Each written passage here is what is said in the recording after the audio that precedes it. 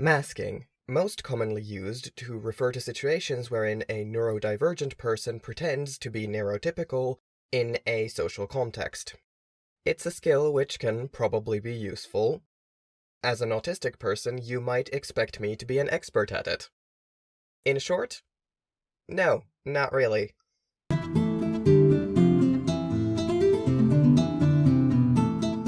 I have a complicated history with masking. On the one hand, I grew up with a neurodivergent mom and a father who refuses to admit he's not neurotypical, which, yes, has led to issues for the entire family, but we don't have time to unpack all of that. I also grew up in Finland, which I'm going to say is one of the more autistic-friendly cultures in the world. It's a common joke that Finnish people won't get within 5 feet of each other unless there's a sauna involved, and honestly, yeah, that checks. Growing up, I cannot remember my parents even once telling me that I should be looking them in the eyes or scolding me for being shy. Don't get me wrong, they certainly encouraged me to socialize and would encourage me to greet guests whenever we had them, but it wasn't a problem if I just mumbled out a hi and then sprinted for my room. Even at major holiday events, it's never been a problem for me to slip away from the festivities to go read or game after a while. All of this, definitely not the average experience for autistic kids growing up, as far as I'm aware anyway. From everything I've heard, in this at least, I am extraordinarily lucky. The only thing I remember having to force myself to be okay with is handshakes and, well, recent events sort of wiped them off the map. So, growing up, I never really learned how to mask from a neurodivergent angle, which is both a blessing and a curse. A blessing because that means the environment I was in never forced me to be anything other than what I was. A curse because I can't hide when I'm getting overwhelmed. I can't even pretend to be neurotypical on a good day, and y'all expect me to pretend everything's fine when my brain is scrambled eggs? Not happening. I've also never really learned what neurotypical behavior looks like. I couldn't mask to save my life, because I don't know what I'm supposed to do. I've always been the weird kid, and I never tried to be anything else, so I never learned how to navigate the minefield that is neurotypical societal expectations, because no one expected me to. Again, blessing and a curse. I don't do autistic masking, so the part of my brain power that would be eaten up by the effort of it is freed up for other things. But because of that, I'm never not clockable as different. This is one of the reasons I'm practically superglued to my headphones. Even at home, I use noise-canceling earbuds almost constantly. It's an element of my environment that I can control, and it's the worst of my sensory sensitivities. But at the end of the day, I am very happy that I don't mask, and that I never learned how to and was never expected to. Masking can be useful, but it's not a good thing. I would say, in my opinion, but actually, no, there's been studies on this. Masking takes energy and focus and leads to greater rates of depression and suicidality. The fact that people need to mask for societal acceptance or a job or what have you is actually really depressing. And while I may not have experience with autistic masking, I do have it with a different kind. As you might be aware if you've spent any time at all, frankly, on this channel, I am disabled. What's relevant to this conversation is that I have chronic pain. While I don't mask my autistic traits, you know what I do? My pain. All the fucking time. Because I was taught to as a child.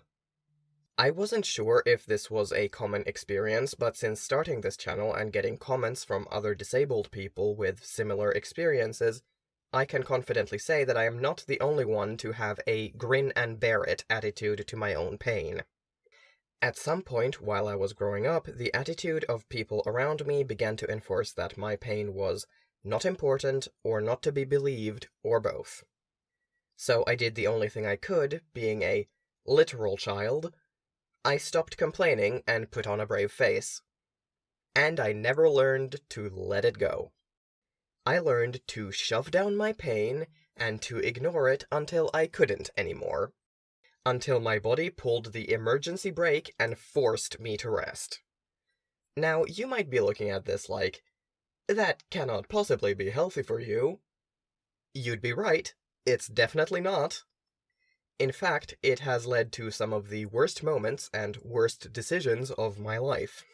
Some are more mundane everyday stuff. Because I'm so used to masking my pain, I sometimes have a hard time noticing when I'm in pain. So I'll just not do anything about it until it gets out of control. Which also means I'm constantly using energy to build the mental blockades necessary to keep going while in that much pain. Of course, I'm always going to be in some amount of pain, that's probably unavoidable, but I could be better about taking painkillers or stretching or using heat and cold to mitigate things. These are techniques I have, but because I learned to grin and bear it, I often don't actually take the time to stop and do them. One very notable time when my own masking of my pain caused me quite a bit of trouble was back in my school days. At the time, I was going to a special needs school, which makes this story so much worse because the teachers should have known better, but oh well. So it was gym class, and the planned activity of the day was frisbee golf. I was having an okay day pain-wise, so I didn't think much of it when I joined the class to walk to the frisbee golf range? Park? It was set up in a forest, so I don't think I can call it a field. I had my crutches, and I'd walked to a nearby sports hall for gym at this school before. I had no reason to think today would be all that different. It was different. It was very, very different. I started to realize things were maybe not going the way I thought they would when we turned down a road I hadn't been down before. Feeling a bit nervous, I asked the teacher where we were going and got some vague reassurances. This was years ago, I don't remember exactly what she said. But I had learned to grin and bear it, and I figured, hey, this is a special needs school. They know what my limits are. They wouldn't push me past them, right? Right? Wrong. See, the walk to the usual spot was maybe 500 meters, very short, made shorter by cutting through a nearby park, which also meant that a large part of it was on softer ground. Yes, that does matter. I started to notice just how wrong things had gone about 300 meters into the walk. I was already lagging behind the group a bit, the whole road so far had been asphalt, and I was beginning to panic a little bit. So I did what any teenager who has been taught their entire life that their pain doesn't matter would do. I pulled out my phone and started panic texting a friend. We're not friends anymore, but for this one thing, I will always be grateful to her. Because she stayed with me while I was spiraling, and as I kept falling further behind the group, until I lost sight of them and had to pull up our destination on Google Maps. And what do I find out? The road to this place is 1.1 kilometers long and entirely asphalt. That may not seem like much if you have fully functional joints. To me, it was a nightmare scenario. My friend was able to cut through my panic enough to remind me to call or text my mom, because he can actually do something about this. I do not remember anymore if I called or texted him, but the point is I spent the next 30 minutes making my slow, torturous way to the frisbee park where we'd agreed that he would pick me up so he could drive me back to school to collect my things. It felt much longer than that. And again, I want to stress, I fell behind the group so badly that I lost sight of them completely. And did the teacher notice? Eventually, yeah, but not before the rest of the class had already reached their destination. When I got to the park, I basically collapsed on the nearest vaguely chair-shaped rock and spent the rest of the time waiting for my mom to come pick me up so I could get some painkillers in my system, go home, and collapse into bed for a week. I remember the teacher apologizing to me, but I do not remember how I responded. Probably something meek and hand-wavy, knowing myself back then. My memories after this point get very vague and fuzzy in that way that memories get around stressful situations and coming down from adrenaline highs.